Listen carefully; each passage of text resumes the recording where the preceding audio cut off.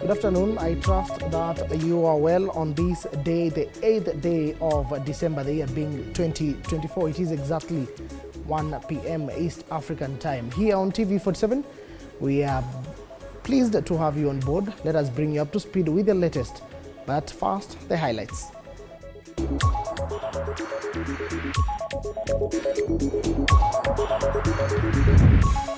Former Deputy President Rigathi Gachagua is this afternoon attending a church service at PCEA Mwiki, Kasarani, Nairobi County.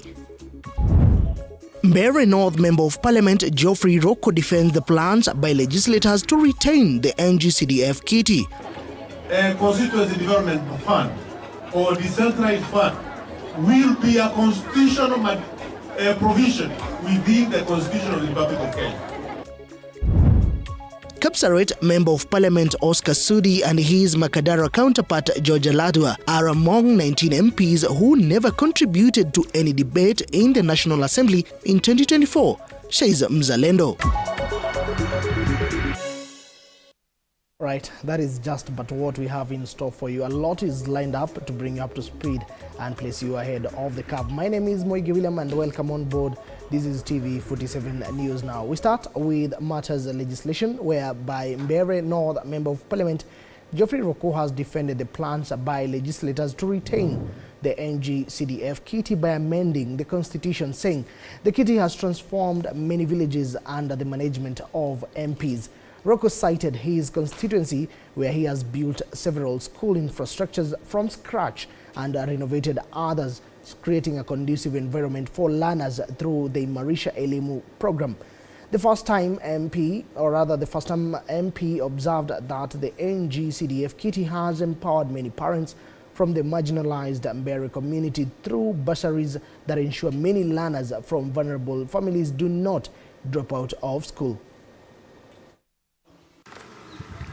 Sisi wabunge tuko na nguvu ya kugeuza katiba, ya kuamend katiba yetu ya Kenya. Last week we have started the process of constitutional amendment so that we can ensure national government constituency development fund or decentralized fund will be a constitutional provision within the Constitution of the Republic of Kenya. Kwa nini jameni?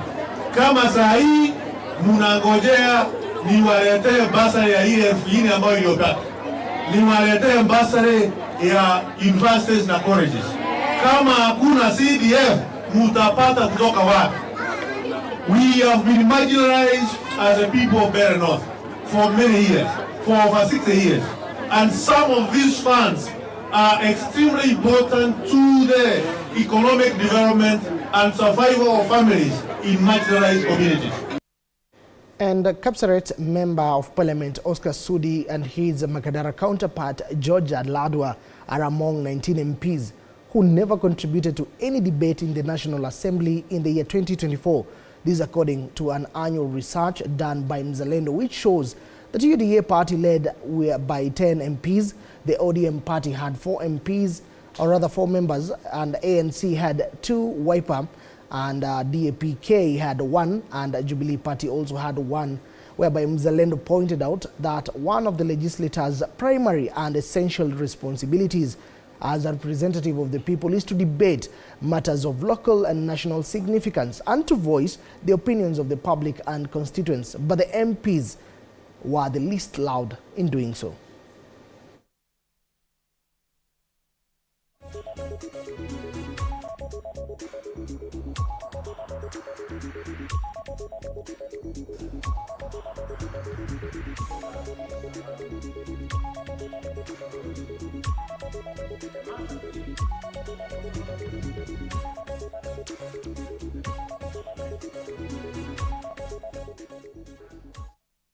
Tiati Member of Parliament William Kamket has warned against the newly expected sub-counties of Suguta in Kapedo and Ilchamus, mentioning the step is a threat to the current prevailing peace.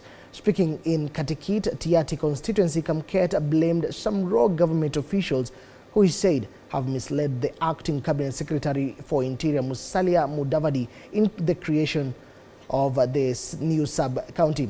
That is Kamket further, stating that they are now seeking the court intervention to quash the gazetted sub-county.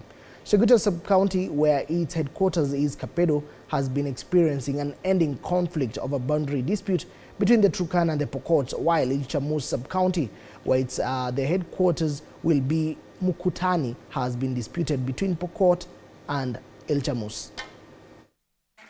Kuna mikora hapa katikati ambayo wameenda wakadanganya Mudavadi. Mudavadi hajui lolote. Mudavadi ameenda anaambia tu sign hapa, ana sign, hajui. Unaona? Sasa wameenda wamesema hapa inaitwa Mukutani, weka kaedu kwa tasapa, hapa inaitwa Kapedo, hapa inaitwa Forest, wanaweka sign. Na jamaa hajui lolote. Ningesema kwamba hawa watu ambao wanadanganya waziri, wamedanganya waziri Musalia ku gazeti hizo, hao ndio wataleta shida katika Baringo ambaye saa hizi tuko kwenye amani. Tukaona kama hiyo ni serikali inataka kuinterfere na boundaries ya constituency.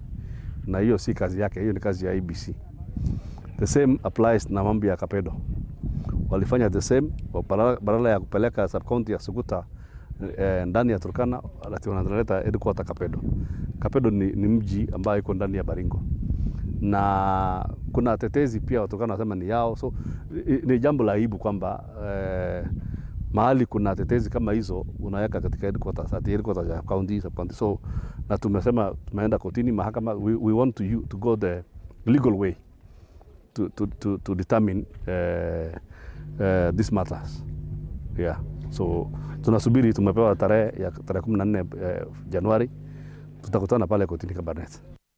All right, now let us shift gears, whereby the Ahmadiyya Muslim community is holding its 57th annual convention, also known as the Jalsa Salana, in Nakuru County.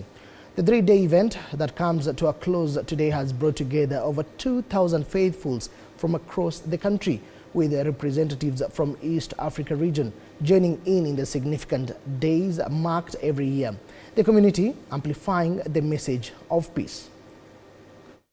Maovu mengine ambayo yameenea katika jamii na yanaathiri kwa kiroho na kwa kimaadili kwa jamii yetu.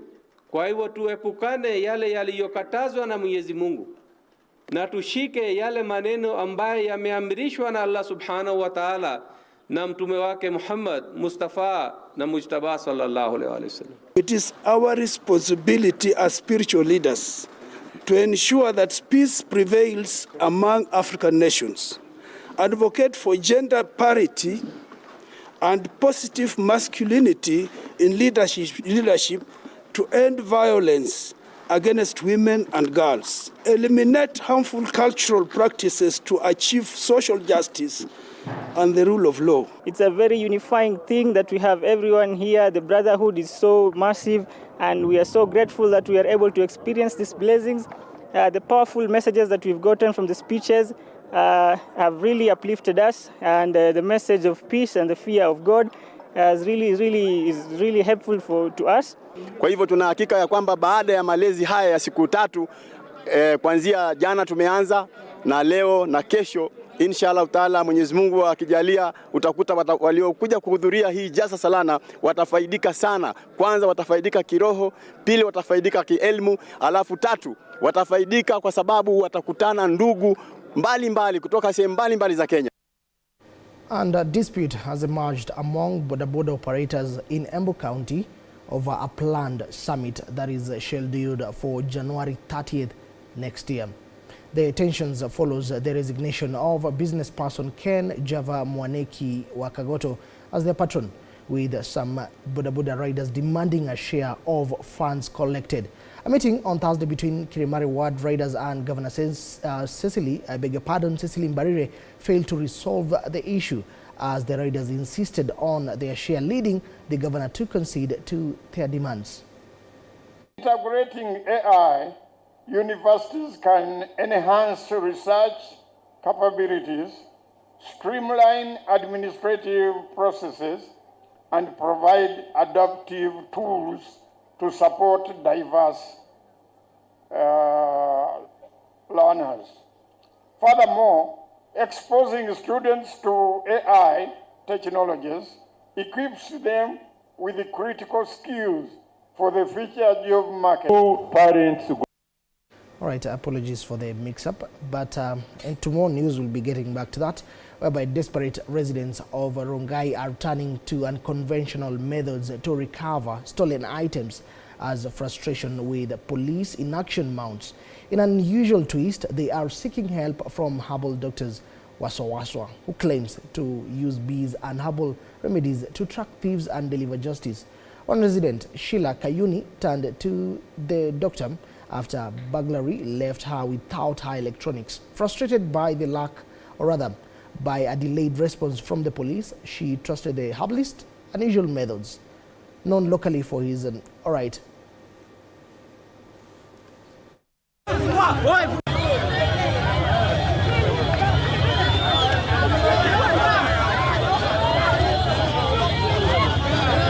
Kufika kwa hiyo gari nilikosa vitu zangu hapo.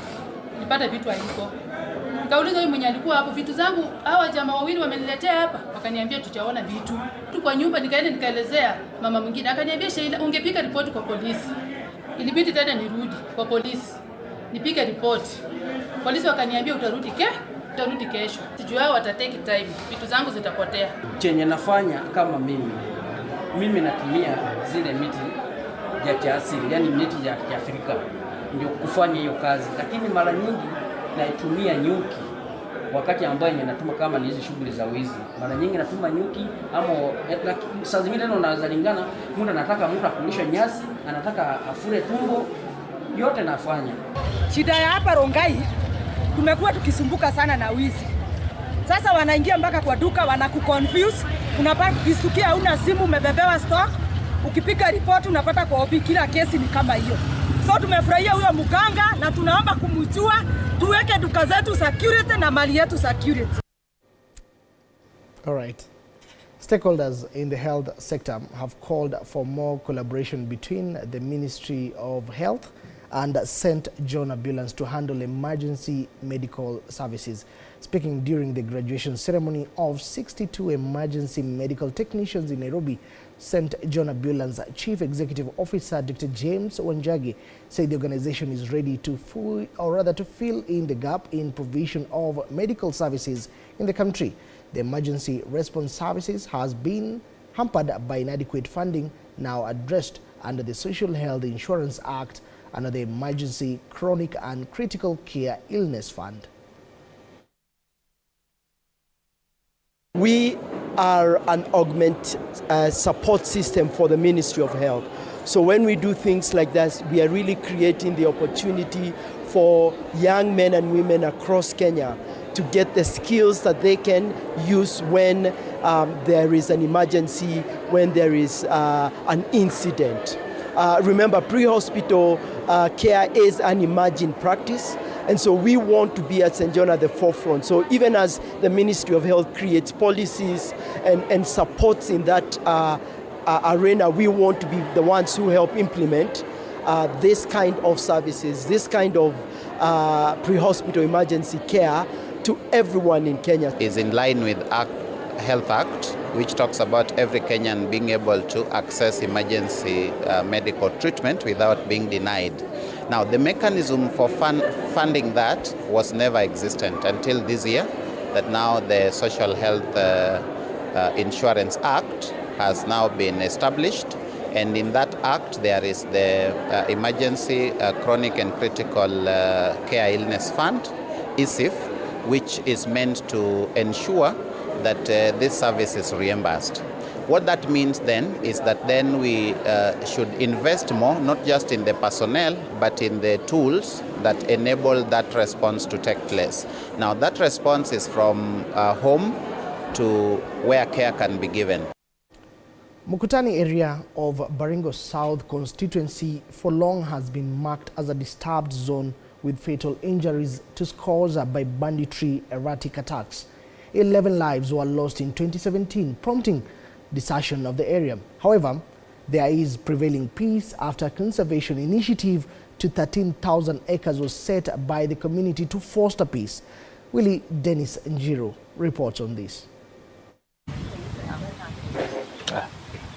The vast Karao Hills, befitting nature's magnificence, camouflaged for what it had been turned out as a banditry sanctuary hoarding proceeds of theft. Kuna hii mlima ambao unaona pale. Hiyo mlima ndio inatoka Rao. Na hapa ndio walikuwa wanakalia. Hii bonde hii wanakuwa wanakaa hapa. Wakiassess security team kutoka mkutani. Wakishaiba wanakuja wanaficha wanyama hapa. Wanatime wakati security wanapitia hapa wakielekea upande ya Tiati. Na hiyo mambo saa hizi, hiyo mambo imeisha. Wale wezi ambao walikuwa wanatusumbua kwa saa hii hakuna hata kidogo. Hapo awali hakuna mtu alikuwa anaingia hapa kwa miguu. Ukikuja hapa ukipatikana lazima unaulizwa maswali. The community set aside 13,000 acres for conservation to the Kenya Forest Service in tree planting and ballistic training, totally eradicating banditry sanctuary. Hapa tunaweka kambi mpya ya Kenya Forest Service ambayo tunatarajia in the future tutakuwa tuna train watu askari ya msitu. Na hata ile state agencies wengine watakuwa wanatumia kama training ground. Saizi ukipita hii barabara au kwa unaona baboons, lakini saizi baboons nawapata kwa njia kwa sababu amani imekuja. Makwetu tumepanda miti ambayo tumeletewa na Kenya Forest. Saizi tunakula unga, tunakunywa maziwa kwa sababu ya wale vijana wetu ambao wameandikwa na Kenya Forest. The move has bloomed white doves visible to their habitats here as the forces have alleviated grief and perennial tension with an array of income generating errands. Vijana wetu wameandikwa kama casuals kwa nursery, kwa scouts, rangers wameandikwa, so maboma wameanza kupata posho. Antagonist communities have now embraced peace in the region, uniting to the betterment of their environs and regional growth. Hata wameanza kusaidia kupanda chaba yao hapa na treni yao, amesaidia sisi. Na sisi kama community ya Jamus, sisi tulipeana hii milima. Na tumepeana na tuko na lengo. Sababu tunaishi hapa bila chochote, hatuna ng'ombe na hatuna mbuzi. Tukasema kama hii forest inasaidia watoto yetu, ndio tukapea. For TV47, I'm Willie Dennis Njiru.